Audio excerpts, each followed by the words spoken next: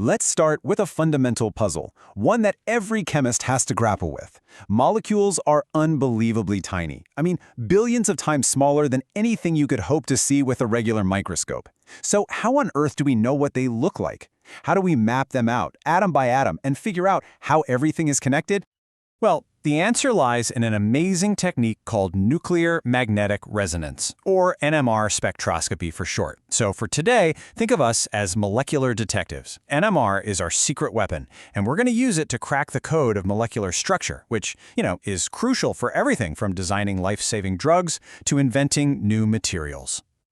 You see, inside the super powerful magnet of an NMR machine, every single organic molecule gives off a totally unique signal. It's kind of like a spectral fingerprint, and that is our case file. Our job is to learn how to read these cryptic-looking signals to reveal the molecule's identity. And this is what our case file looks like. It's called a proton NMR spectrum. Now, at first glance, yeah, it just looks like a couple of spikes on a graph. But trust me, hidden within these peaks are all the clues we need to piece together the entire molecular structure. We just have to know how to read the code. So our first clue is all about a simple head count. Now, in the world of proton NMR, we're focusing on the hydrogen atoms. And since the hydrogen atom is basically just a single proton, chemists often just call them protons. So our first step? Figure out how many different types of protons are in our mystery molecule and, crucially, how many of each type we have. We get this head count from a process called integration. The machine literally measures the area underneath each of those peaks. And the key idea here is super simple. The area of that peak is directly proportional to the number of protons making that signal. So a bigger area means more protons. It's really that straightforward. Now, this is absolutely crucial. Integration gives us the ratio, not the actual count. For instance, if one signal's area is 1.5 times bigger than another, we know we're looking at a 3:2 ratio of protons. And that is a massive clue. A 3:2 ratio immediately gets a chemist thinking about common building blocks, like a 3-proton methyl group, that's a CH3, and a 2-proton methylene group, a CH2. Okay, next up, we need to figure out where these protons are living. What's their chemical environment like? Are they next to any interesting atoms? This is all about pinpointing their molecular neighborhood. This clue comes from the signal's position along the x-axis, which we call its chemical shift. It's measured in this unit called parts per million, or ppm, and it tells us how electronically exposed or protected a proton is. You can almost think of it like a proton's zip code, telling us exactly where it sits in the molecule's electronic landscape.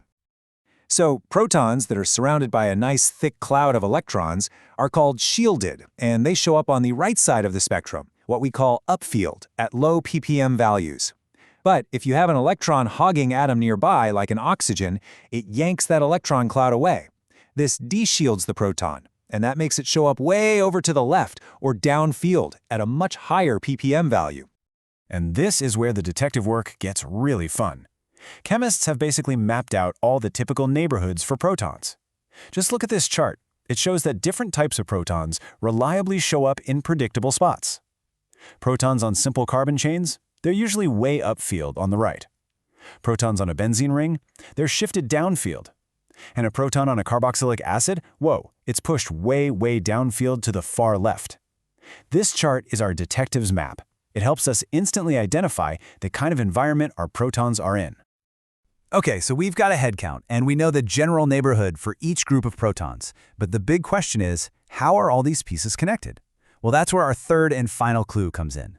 And honestly, this one is probably the most powerful of them all. It lets us see which protons are direct neighbors.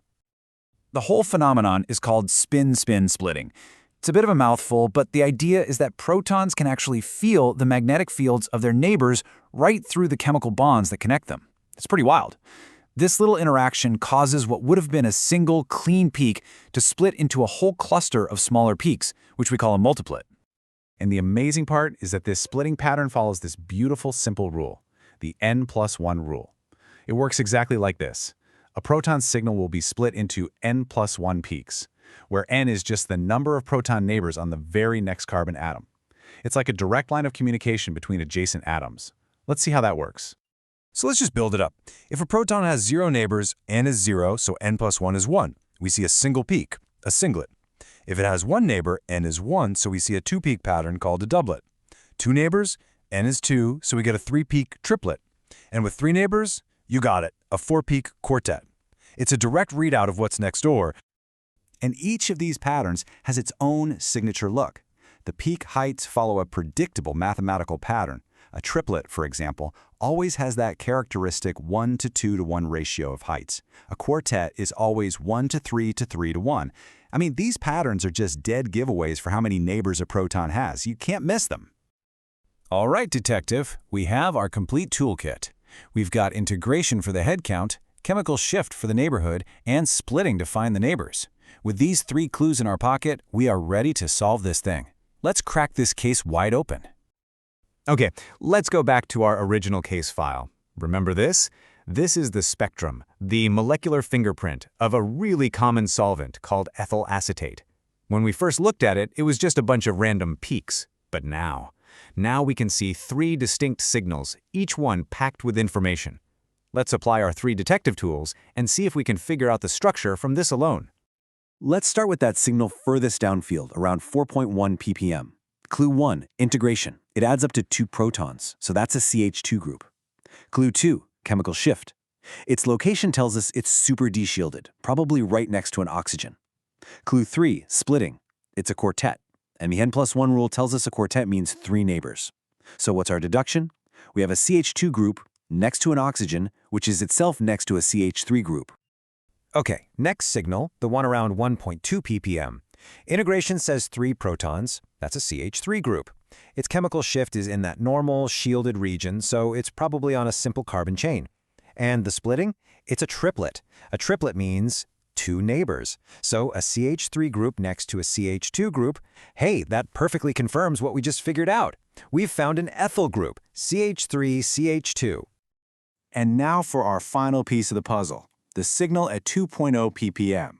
Integration shows 3 protons, so we have another CH3 group. Its chemical shift tells us it's near a carbonyl group. That's a carbon double bonded to an oxygen. And the splitting pattern? It's a singlet. A singlet means 0 neighbors. This is an isolated CH3 group, attached to something that has no protons on it. So let's put all the evidence together. We have an ethyl group, CH3CH2, that's connected to an oxygen. And we have an isolated methyl group that's next to a carbonyl. There's only one way to snap those pieces together, and it's this structure right here, ethyl acetate. Case closed. And that is why chemists say NMR is the single most powerful tool for figuring out the structure of organic molecules. I mean, think about it. In just a few minutes, by applying 3 systematic rules, we went from some abstract signals on a chart to a complete, unambiguous drawing of a molecule. It's just incredible. But you know what? The story doesn't even stop there with that 2D map. All the clues we used today were about connections that happen through the chemical bonds. But there are even more advanced NMR experiments that can tell us which atoms are just close to each other in 3D space, even if they aren't bonded together. It's like turning our flat road map into a full 3-dimensional model, showing us the molecule's true shape. And that leaves us with one last, really fascinating thought. We just saw how a simple spectrum can give us a flat 2D map of a molecule's connections. So just imagine the secrets we could unlock in biology, in medicine, in creating new technologies if we could see its true 3-dimensional shape. What else could we discover?